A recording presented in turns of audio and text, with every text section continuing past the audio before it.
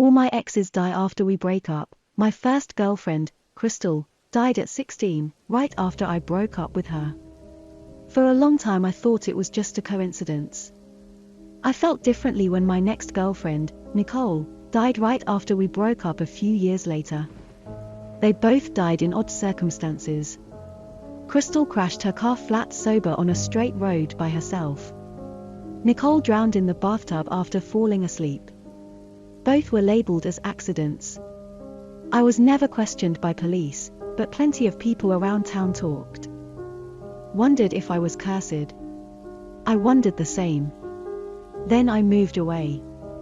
The military took me all the way across the country and I was happy. I fell in love with a girl named Katie. Everything was good, until I went to a cousin's wedding out of town by myself. The drinks flowed. Too many. I lost control. I got in deep with a girl there I thought was too hot to not keep talking to and keep drinking with. We ended up back at my hotel room. I was too drunk to stop. We had sex and she stayed the night with me. I woke up with an instant sinking feeling of regret. I also woke up alone, but the girl whose name I couldn't even remember was in the bathroom. She was crying. I listened to her weep uncontrollably for a few moments, unsure of what to do. Then I heard glass breaking and I rushed into the bathroom. The girl from the night before was in there with a shard of broken mirror in her grasp. I begged her not to hurt herself. She screamed back at me that she loved her boyfriend and she couldn't believe what she had done and she wanted to die. Then she inexplicably started saying a name I hadn't heard in years, Holly. Hearing that name reached into the darkest recesses of my brain. Holly was a dirt poor girl in my 5th grade class. Homely. She was teased and someone who received no interest as someone anyone wanted to date. Instead she was mocked. We went too far. Someone dared me to ask out Holly and pretend to be her boyfriend for a week.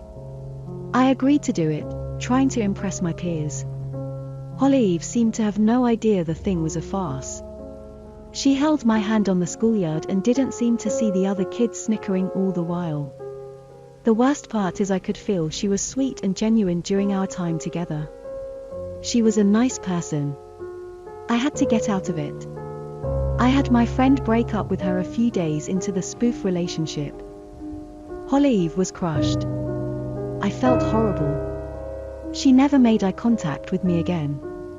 One day after recess, I came back to my desk and found a piece of paper with burnt ends and found an endless abyss of vulgar and dark words scrawled all over it in black ink and pentagrams. I tried to decipher what it specifically all meant but couldn't. It just said awful things. Embarrassed and guilty, I never told anyone about it or confronted Holly about it. Holly moved away at the end of that school year. One of the girls in the class said she lived near her and thought her parents were deep into the occult, witches, spells, all that kind of stuff. I figured it was bullshit. It wasn't until I heard the woman in the bathroom screaming out her name that all those scrawled words of hate and love and darkness on that burnt paper Holly left on my desk came back into my head. That dark little girl must have cursed me and any lover that left me. Holly. The word spat out of my one-night stand in the bathroom and snatched me out of my memory dive. Then the woman took that shard of glass and ferociously sliced both of her wrists before I could even try to do anything. The girl from the wedding ended up living and she explained to everyone that she did what she did to herself and wanted to cover up for me being there to protect her own relationship, so I got lucky and no one ever found out. I know what you're thinking now though, but don't. The girl later died after her wounds were infected from the gashes. The curse was still alive. I had an easy solution to it all. I was going to marry Katie and stay with her forever. I prosed. She was a bit thrown off by the haste, but she said yes. Everything was going well. We kept going through the motions of love and prep and slow planning our wedding. I wasn't in any particular hurry. Then I came home one day and her wedding ring was resting on the kitchen counter with a note that she was leaving me. No particular reason given. She said in the note she had to stay away from me for a week so she could be clear of mind. There was no way I could make that happen. I knew I was racing a clock. I was waiting to hear that she had died every second as I drove around going to every place that she could be. I found her at her sister's house, and after hours of pleading and explaining that her safety was in serious question, she finally came out and talked to me in the yard. I explained everything. I watched her face convey that she now regretted every single second of our relationship. Then she walked inside.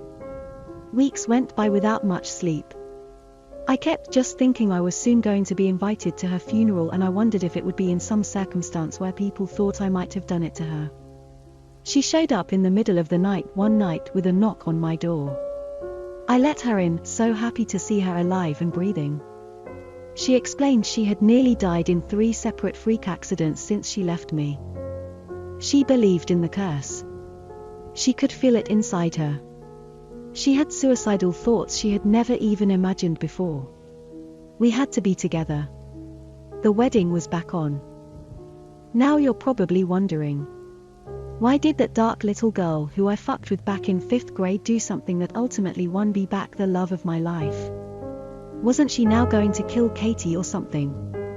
The thing was, my time away from Katie made me realize that I didn't love her. I didn't really miss her and enjoyed my time alone.